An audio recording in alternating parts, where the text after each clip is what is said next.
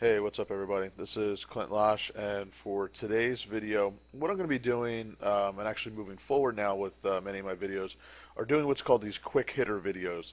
5-10 minute type videos on a specific concept that you can take away and add it to your game right away. So something a little bit different than what I used to do in terms of, full 1 hour videos of either full game reviews or um, multiple concepts. So in this particular video, we're just going to review the concept of reverse floating. It's something that's typically done, I think, more in cash games because you have more room to play post-flop.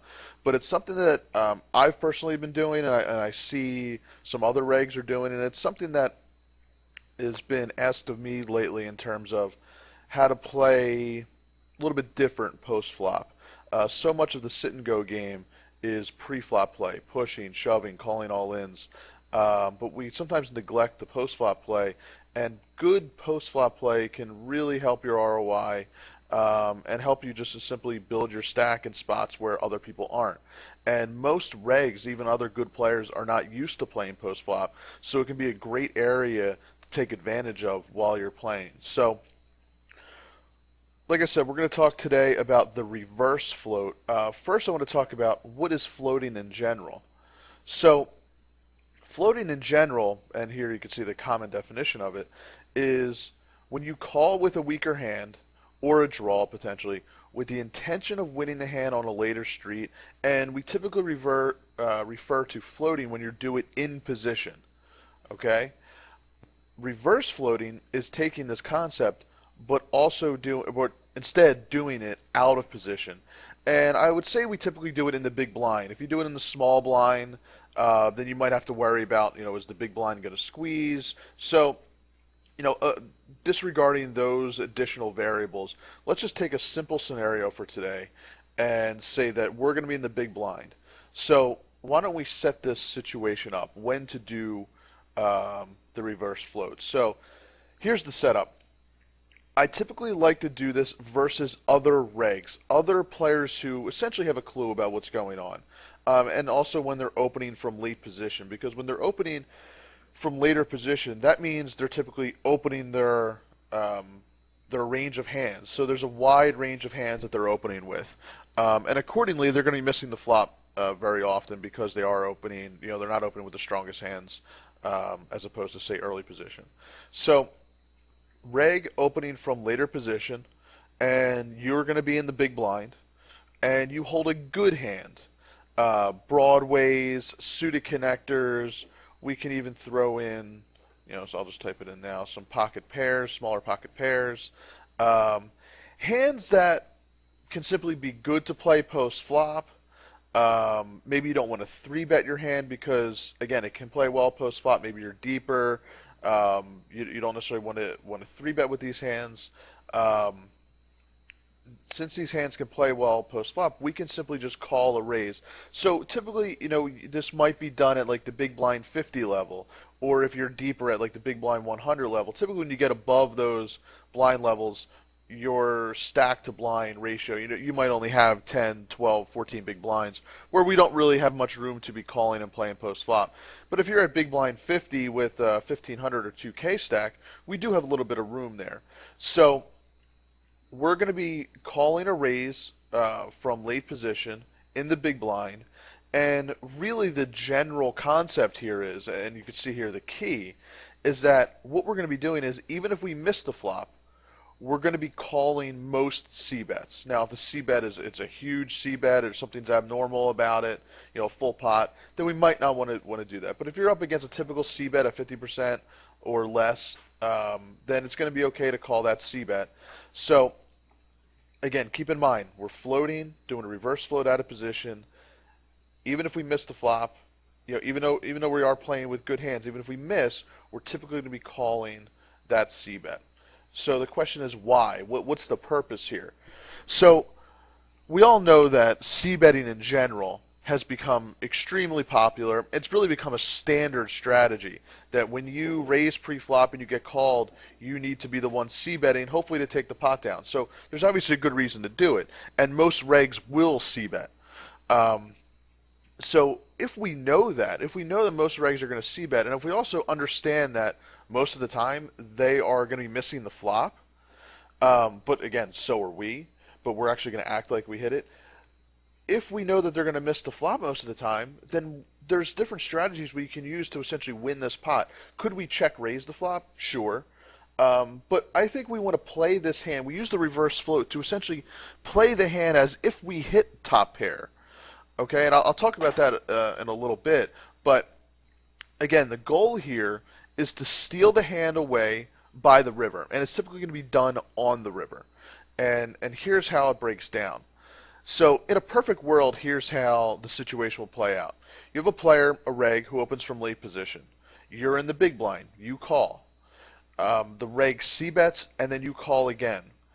Now what will happen is, if the reg did miss that flop as we expect, many times they will check back, because it also shows strength on our end that regs don't expect you to be playing post-flop. They don't expect you to be calling c-bets if you missed. So when we check the flop and then call the c-bet, and then the reg checks the turn, that's a sign of they missed. They just want to get to the river, maybe for pot control, and they maybe expect us to have the hand. So what we're going to do is lead the river and take the pot down.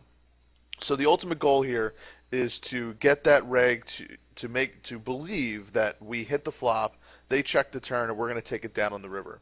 I've done this play a good bit. It works really well, and I've had it done against me as well. And we'll talk about how to actually defend against it. Since we understand the concept, what we can do to defend against it, maybe other people that are doing the same thing versus us. So here's another situation that essentially creates an ideal scenario. So a great time to make this play, let's say you call. Obviously, you don't know what the cards are on the flop yet. But when it comes to the flop, you're obviously going to have different types of boards. And some boards are better than others to do this on. Because not every time you call with the intention of doing this reverse float, you're going to get an ideal situation. And sometimes you might actually have to fold on the flop. But these are some boards that create a great scenario for doing the reverse float. So, for example, a high card flop. Ace XX, King XX, Queen high board, Jack high board. And the reason is they're just simple, they're easy boards to represent. If you call and then the flop comes, Ace 7-5, and the reg c-bets and then you call, it looks like you have an ace. Okay? Because if you actually did have an ace, you would probably do the same thing. You wouldn't check raise that board, because check raising with top pair on that dry of a board, essentially you're going to get called by better hands, and you're going to get all the worst hands to fold out. So if you do have top pair, you would just probably call the flop and hopefully get value on a later street as well. So we're going to make it look like that's what we have. We're going to play it just like we hit. Okay, so you would call this board, and if they check the turn, then we can go ahead and fire the river. If he double barrels, then you know what? We might have to fold on the turn. Of course, this play isn't always going to work out, and it's not a play that I use every single game. It's a play that you can add into your repertoire, and when the situation presents itself, maybe this is a play to kind of keep in your back pocket to use for that specific situation. So, quick note of who to avoid. Obviously, if you know, by the way, I'll take a step back. This is why it's so important to be taking notes. I stress that, I think, in every video that I make. Take notes, color code players, understand who they are. Because if you have a player there who likes to double barrel a lot, then this play won't work very well. If you know a player that doesn't like to fold very often, he will call you down with third pair or fourth pair. Players essentially go to showdown a lot. You don't want to do this play against them either, because it won't work. And I typically do avoid the recreational players, the guys who are losing players, whatever you want to call them, because they will do all sorts of wacky stuff. They're probably not going to be folding, even third pair or stuff like that. You want to play against regs who, they're thinking as well. They're thinking, what does he have? Why would he call me pre-flop and then call me on the flop? Because again, regs aren't used to other regs playing post-flop and calling raises. They're so used to either 3-betting or folding.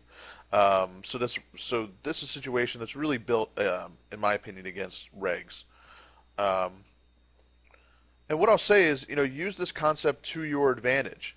Let's say you know another player who's been capable of doing this, and this is essentially how I, started to think about this a little more. I saw other players actually doing it to me, um, and it's really easy to, develop some counter strategies for it. So let's say you're the reg raising from late position, and you get another reg who calls you from the big blind.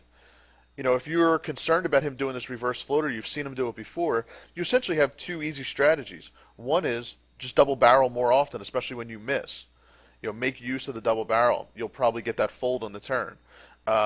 Strategy two, which is one I really like here, is that let's say you do hit top pair.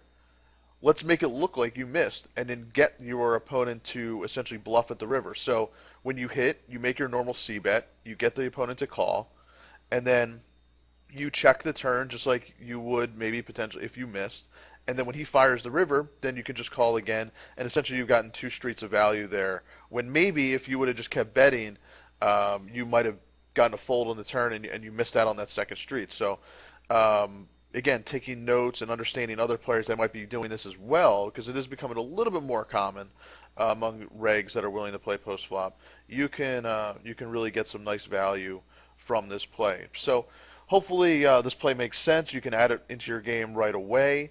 If you have questions about it, please, just ask in the forum there. Ask right below the video, and post a hand, and I can, talk about, hey, was this a good spot, not a good spot, and we can kind of talk through the hands. So expect some more of these quick videos from me on some additional concepts that you can hopefully add into your game right away. And I'll see you in the next video. Thanks, guys.